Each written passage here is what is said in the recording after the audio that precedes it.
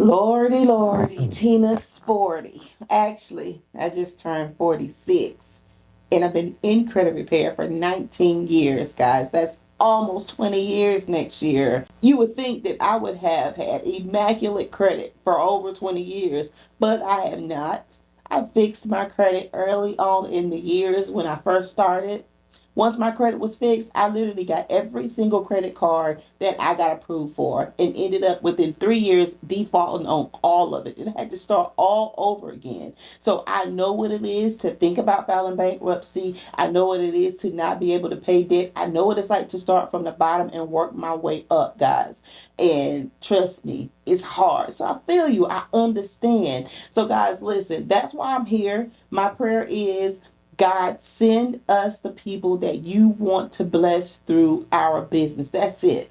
Okay, guys? So if there's anything that I can help with, if you have any questions, oh my God, like if you have any questions about credit, I'm here to answer it. I have like a 15-minute or quick talks with Tina. Guys, go to the website and sign up for that. That's what I'm here for. All right?